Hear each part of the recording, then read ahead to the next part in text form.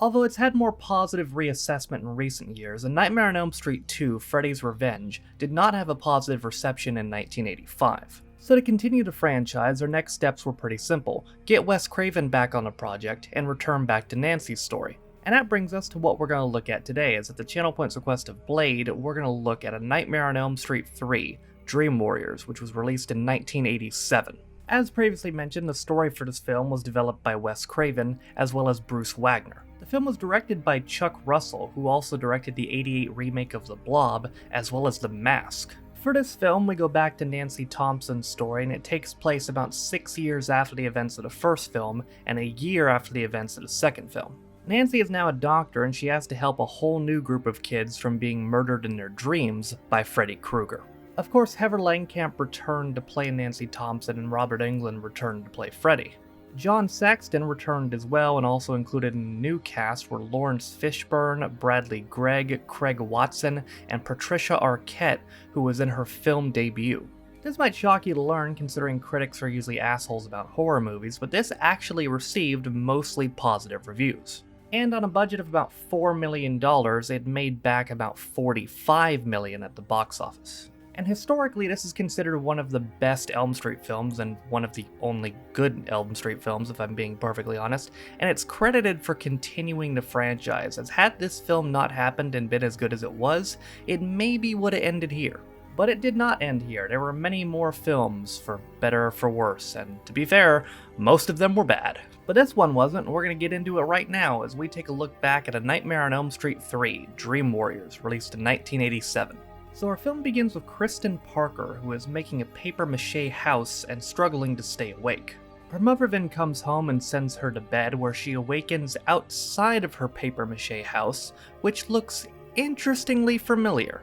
Inside, she finds a little girl on a tricycle who she picks up and carries as they're chased by Freddy Krueger. She then finds a room full of bodies, and turns out the little girl is one of them, before she seemingly wakes up.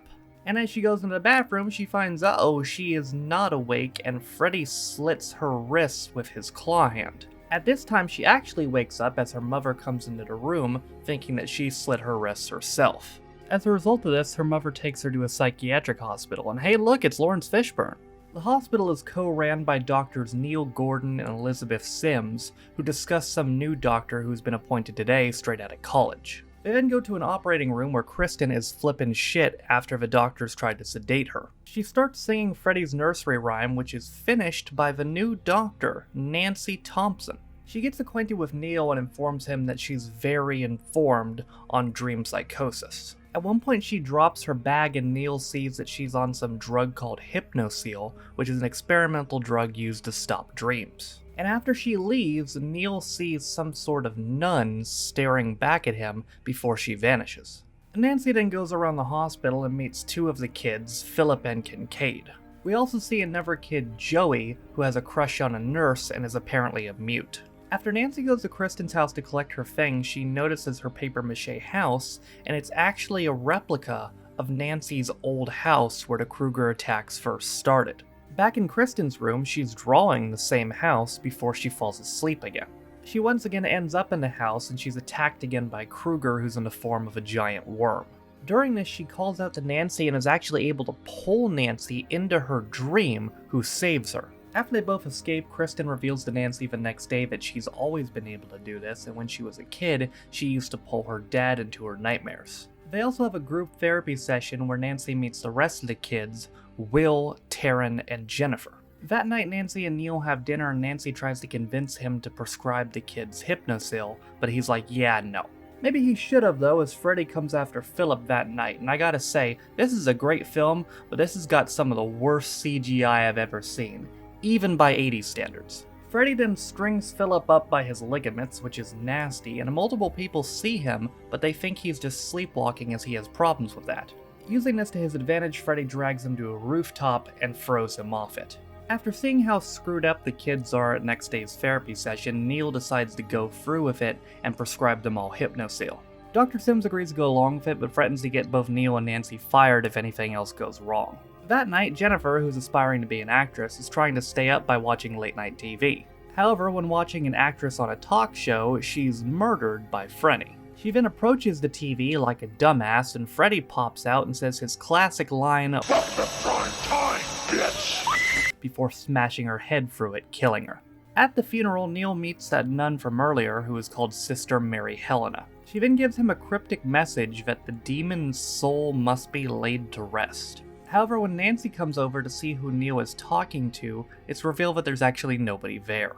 That night, Nancy tells Neil the truth about her past, and they tell all the other kids the next day. Nancy says the reason Freddy's coming after them is because their parents killed him years ago. They're the last of the Elm Street kids, and the last kids he needs to take out. Because Kristen has the gift to pull people into her dreams, they do a group hypnosis session to see if they can all get into the same dream. And after seemingly not working at first, turns out it does, as they're all able to perform things that they weren't able to before. Will can now walk, Kristen can do backflips, Taryn's a punk rocker, and Kincaid has super strength. And Joey was lured off by that sexy nurse, who's about to have sex with him. Only that sexy nurse is not actually a sexy nurse, it's actually Sexy Freddy. Before Freddy can drop Joey into hell, they're all woken up by Dr. Sims, but Joey is now in a coma. And as a result of this, Sims tells the director of the hospital, and both Nancy and Neil are fired. As Neil is leaving, he sees Sister Mary Helena up in the same tower that Philip jumped out of. She tells Neil that this room used to hold hundreds of mental patients. Apparently one day a nurse was accidentally locked in there, and she was raped hundreds of times. That woman was named Amanda Kruger, and she gave birth to a son, Freddy, the son of 100 madmen. The sister tells Neil that the only way to lay Freddy to rest is to find his bones and give them a proper burial. Neil informs Nancy of this, and she's aware that there's only one man who knows where the bones are, her dad, Donald.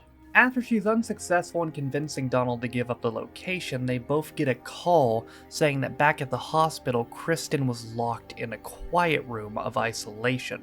Knowing that she'll die in a dream on her own, Nancy goes back to the hospital, while Neil forcefully convinces Donald to take him to the bones. Neil also goes into a church and gathers some holy water and a cross, just in case. Nancy goes back to the hospital, and the head nurse Max won't let her see Kristen, but he does let her say goodbye to the other kids. That's all she needs though, as they do group hypnosis again, and they join up with Kristen in the dream world. They're all quickly separated though, and Kristen is transported back to the beginning of the movie, where her mother puts her back to bed. Her mother also has a friend over. Oh, here's Freddy, and there goes her head. Luckily though, it's the dream world and Kristen knows parkour, and she's able to escape. Taryn meanwhile is transported into a dark alley, where she has a knife fight with Kruger. She initially wins, but then Kruger uses his finger gloves to inject her with some drugs, which overdoses and kills her. Next up is Will, who Kruger attacks with a menacing wheelchair. Will destroys the wheelchair though, as this is the dream world, and he's the Wizard King. He uses his wizard powers on Freddy, but gets a little too overzealous and a little too close, and Freddy kills him. Kristen then joins back up with Nancy and Kincaid, and they're led to a door, which goes to Freddy's boiler room. Meanwhile, Donald has led Neil to an abandoned junkyard where they hid Freddy's bones. Back in the dream world, the trio are able to find and save Joey. Freddy grabs hold of Kincaid though, but Nancy stabs him through the chest with a lead pipe. And unfortunately, this has zero effect on him, as he's become much stronger from absorbing all these souls. Freddy then senses though that back in the real world his bones are being tampered with, and he vanishes to go deal with that. In the real world, his skeleton reforms and kills Donald and seemingly kills Neil.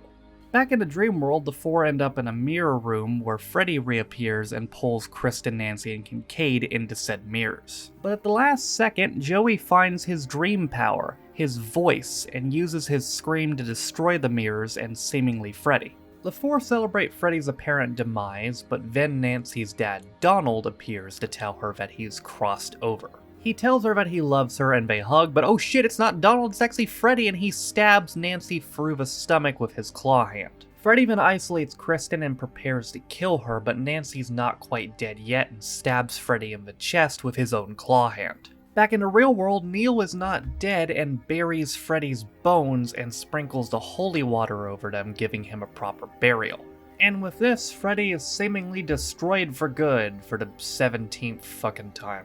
Nancy, unfortunately, is not good, and she dies in Kristen's arms. The next day at her funeral, Neil sees the sister once again, and then finds her grave, revealing her to actually be Amanda Krueger. That night he goes to sleep with Kristen's replica of Nancy's house right beside him, which lights up, revealing, uh-oh, Freddy might not actually be dead. What a fucking shocker. Well, ladies and gentlemen, since this is a look back, it's time to pull up our Nightmare on Elm Street big board and rank this one. And I don't think we need to have an extended conversation here because this is a super easy ranking.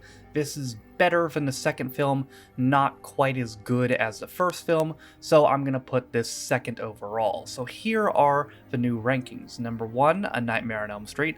Number 2, A Nightmare on Elm Street 3, Dream Warriors. And number 3, A Nightmare on Elm Street 2, Freddy's Revenge. So to get out of the way, my only real big criticism is, man, I don't know why they did not stick with practical effects for this. Listen, I know it was the 80s, but that's kind of the point. CGI was just not there, and even if it was, they probably could have done better than this.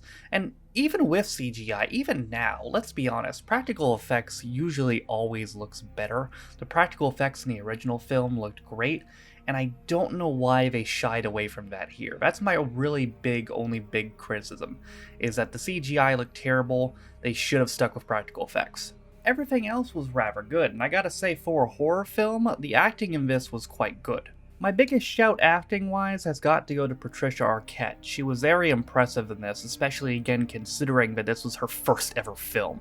I don't think I need to shout out Robert Englund because, I mean, that goes without saying. This is his franchise after all. And just the way this story is, even though this is the third film, this feels like a second film. Like, this feels like the true second film, and Freddy's Revenge just kind of feels like a spin-off. And we talked about earlier how this continued the franchise for a bunch more unnecessary films, which is somewhat ironic because this is how probably the franchise should have ended. This could have been it. You really could have stopped here, and it would have been fine. Perfect way to wrap everything up, but that's the curse of horror franchises. They have to go on forever and ever and ever. And guess what, buddy? In that vein, there was another film just a year and a half later, as the next year in 1988, they released The Nightmare on Elm Street 4, The Dream Master. That one's actually not quite bad. It doesn't get really bad yet. I'll let you know when it gets really bad, but not with 4.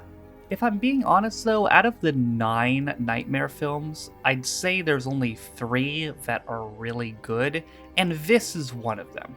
So if you're looking for a really good horror movie to watch this Halloween, Dream Warriors should be on your list.